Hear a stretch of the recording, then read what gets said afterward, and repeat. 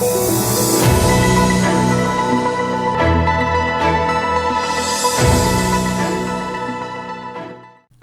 প্রসঙ্গ অনুষ্ঠানে শুনবেন বিশেষ আলোচনা ভারত রাশিয়া সম্পর্ক।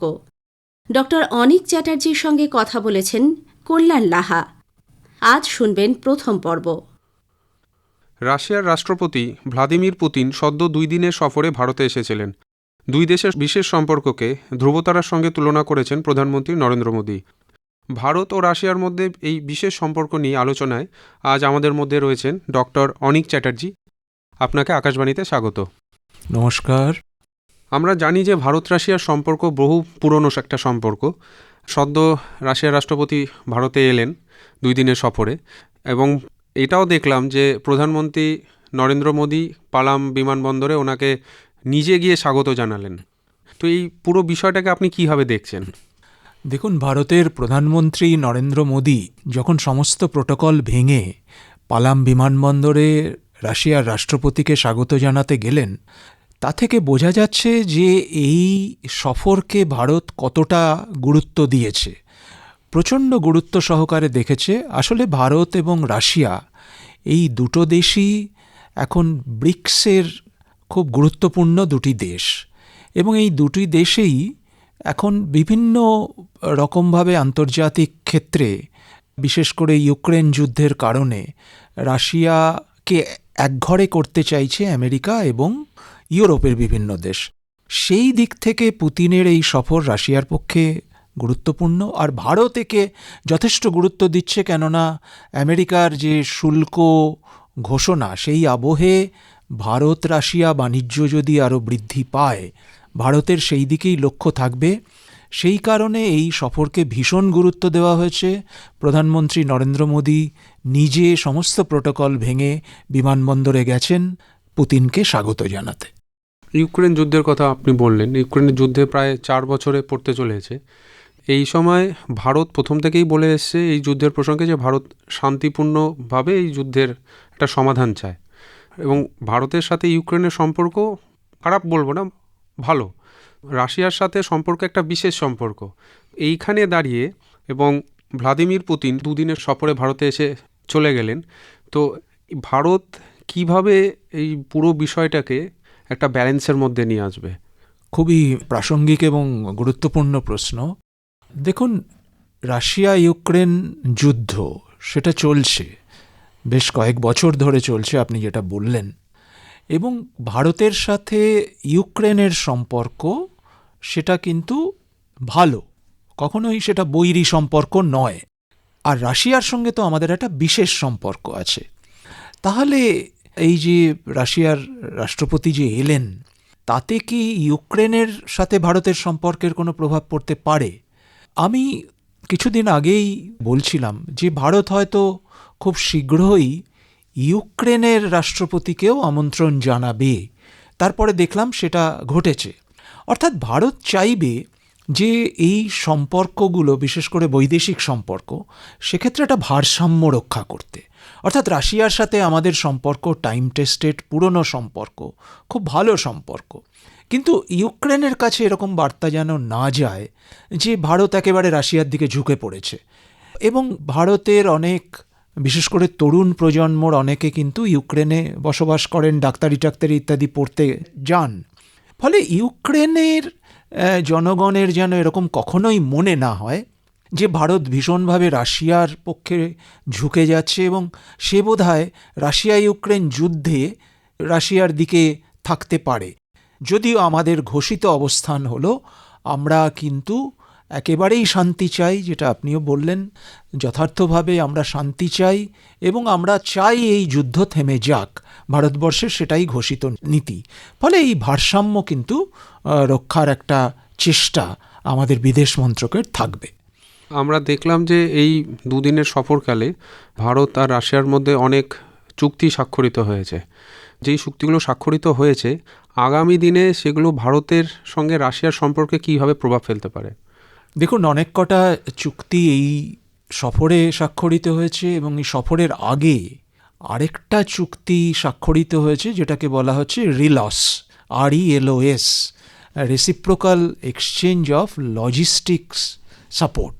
অর্থাৎ দু দেশেরই প্রতিরক্ষার ক্ষেত্রে একটা চুক্তি হয়েছে, সেটা হচ্ছে দু দেশের ভূখণ্ড ব্যবহার করতে পারবে এই রিলস চুক্তির মাধ্যমে, এবং সেই ভূখণ্ড থেকে তারা নৌবাহিনী বা সামরিক বাহিনী, বিমান বাহিনী তারা অপারেট করতে পারবে। অর্থাৎ আমরা রাশিয়ার ভূখণ্ড ব্যবহার করে আমরা কিন্তু কিছু স্ট্র্যাটেজিক সুবিধে পেতে পারি, যেমন আলাস্কা অঞ্চলে, যেমন ইউরোপের কোনো কোনো অঞ্চলে একটা স্ট্র্যাটেজিক সুবিধা আমাদের থাকতে পারে। আবার রাশিয়ার দিক থেকেও, রাশিয়া তো সামরিকভাবে যথেষ্ট শক্তিশালী, রাশিয়াও চাইবে ভারতকে বিভিন্ন সামরিক সরঞ্জাম সরবরাহ করতে, এবং প্রয়োজনে ভারতের ভূখণ্ড ব্যবহার করে বিশেষ করে পশ্চিম এশিয়া বা মধ্য এশিয়া বা এমনকি পূর্ব এশিয়ায় কিছুটা হলেও আধিপত্য বিস্তার করতে। ফলে সব মিলিয়ে এই রিলস চুক্তি হয়েছে, সেটা আগেই হয়েছে। আর এই সফরে যে চুক্তিগুলো হয়েছে তার মধ্যে অত্যন্ত গুরুত্বপূর্ণ হলো বাণিজ্য। বলা হচ্ছে যে আমাদের বাণিজ্য 2030-এর মধ্যে $100 বিলিয়ন পৌঁছে যাবে। কিন্তু বাণিজ্যের ক্ষেত্রে যেটা ভারত সরকারও যেটা বারবার বলেছে, যে বাণিজ্য কিন্তু এই মুহূর্তে একপেশে, অর্থাৎ আমরা রাশিয়া থেকে আমদানি করি বেশি, রপ্তানি করি কম। সেই ইয়েটা কমাতে হবে, ইমব্যালেন্সটা। অর্থাৎ আমাদের রপ্তানিও যাতে রাশিয়ায় বাড়ে সেটা কিন্তু দেখতে হবে, সেটা ভারত সরকার তার উপর জোর দিয়েছেন। এবং এই ব্যালেন্সটা রক্ষা করে দু দেশের বাণিজ্য $100 বিলিয়ন যদি পৌঁছে যায়। আরেকটা খুব এই ডলারের কথায় মনে হলো যে দুটো দেশই সম্মত হয়েছে নিজেদের মুদ্রায় বাণিজ্য করতে, সেটা কিন্তু একটা বড় পদক্ষেপ। এবং বাণিজ্য চুক্তি ছাড়াও প্রতিরক্ষার সব চুক্তি হয়তো প্রকাশ্যে আসেনি, কিন্তু প্রতিরক্ষা ক্ষেত্রেও বেশ কিছু চুক্তি সমঝোতা হয়েছে, যে রাশিয়া টেকনিক্যাল নো-হাউ, প্রযুক্তিগত যে সাহায্য সামরিক অস্ত্রের ক্ষেত্রে সেটা রাশিয়া দেবে।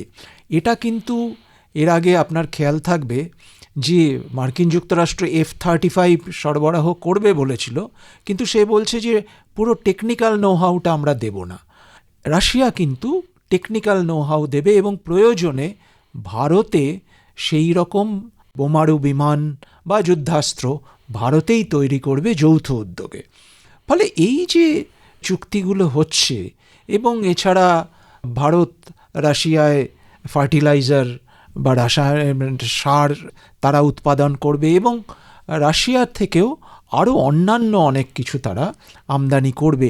একটা ধারণা আছে যে রাশিয়া থেকে আমরা তেল বা যুদ্ধাস্ত্রই খালি নিয়ে থাকি, তার বাইরেও কিন্তু অন্যান্য কৃষিজাত, দুগ্ধজাত অনেক পণ্যের আদান প্রদান হবে।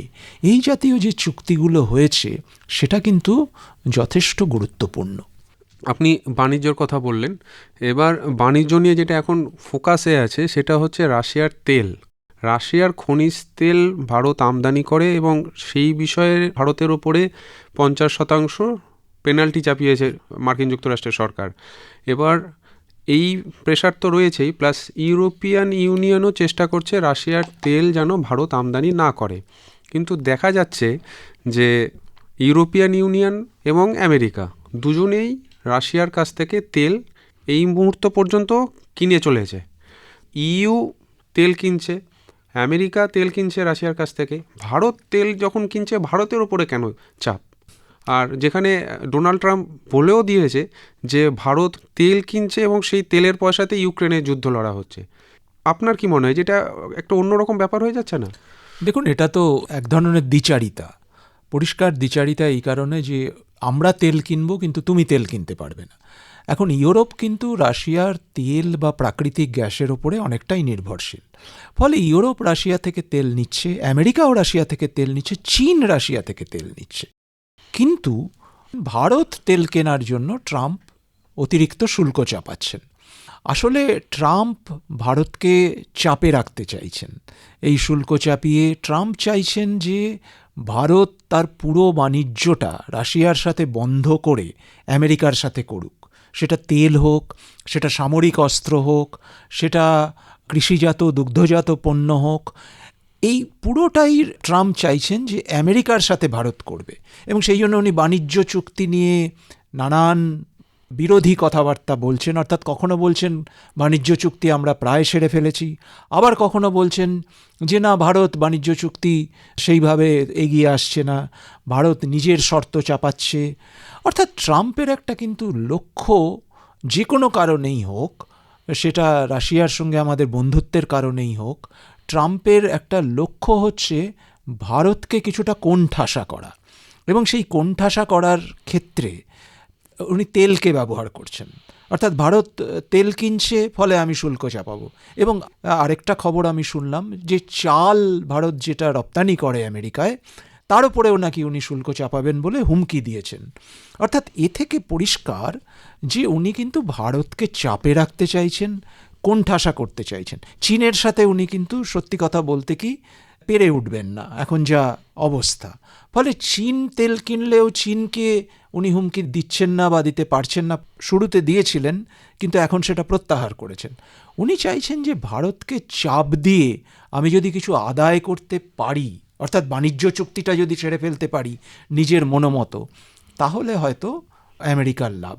এই কারণে উনি চাপে রাখছেন।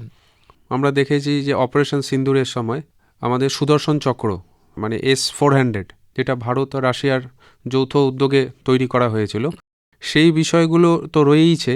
আগামী দিনে আপনি একটা জিনিস খুব ভালো বললেন, যেটা হচ্ছে 5th জেনারেশন ফাইটার প্লেন, যেটা আমেরিকা দিতে চেয়েছিল, কিন্তু টেকনিক্যাল বিষয়গুলো ভারতকে জানাবে না। সেখানে রাশিয়া এগিয়ে এসেছে যে আমরা টেকনিক্যাল বিষয়গুলো জানাবো। তো আগামী দিনে এই প্রতিরক্ষার বিষয়টি নিয়ে ভারত রাশিয়ার মধ্যে কীরকম সম্পর্ক হতে পারে, যে ক্ষেত্রে পরবর্তীতে ভারত যদি অপারেশন সিন্দুরের মতো কোনো অপারেশন চালাতে চায়, সেখানে ভারত তার প্রতিরক্ষাকে আরও শক্তিশালীভাবে বিশ্বের সামনে দেখাতে পারে। দেখুন, S-400 বা S-500 এবং 5th জেনারেশন যেগুলো বোমারু বিমান বা অন্যান্য যুদ্ধাস্ত্র, সেগুলো কিন্তু রাশিয়া ভারতকে দিতে সম্মত হয়েছে টেকনিক্যাল নো হাউ সহ। এবং যেটা আপনিও বললেন যে প্রয়োজনে তারা ভারতের সাথে যৌথ উদ্যোগে সেটা ভারতেই তৈরি করবে বলে এরকমও প্রতিশ্রুতি দিয়েছে। এখন কথা হচ্ছে, অপারেশন সিঁদুরে আমরা দেখেছিলাম যে এই যুদ্ধাস্ত্রগুলো যথেষ্ট কার্যকরী। আগামী দিনে একটা কিন্তু ঘটনা ঘটতে চলেছে, যেটা কিছুদিন আগেও আমার মনে হতো হয়তো হবে না। আগামী দিনে পৃথিবী কিন্তু একটা বড় যুদ্ধের দিকে হয়তো এগোচ্ছে। না হলেই আমরা খুশি হব, হয়তো এগোচ্ছে। সমস্ত রাষ্ট্রনেতারা যেভাবে কথাবার্তা বলছেন, বিশেষ করে ইউরোপ, রাশিয়া, তাদের মধ্যে যে সংঘাত, ফলে আগামী দিনে, এবং আমরা দেখতে পাচ্ছি আমাদের প্রতিবেশী কিছু রাষ্ট্র, বিশেষ করে পাকিস্তান বা বাংলাদেশে আমরা দেখতে পাচ্ছি এক ধরনের জিহাদি মনোভাব বাড়ছে। পাকিস্তানে তো সেটা ছিলই, বাংলাদেশেও বাড়ছে। ফলে ভারতকে সবসময় কিন্তু তৈরি থাকতে হবে। যুদ্ধের জন্য আমরা যুদ্ধ চাই না, কিন্তু যুদ্ধের জন্য তৈরি থাকতে হবে।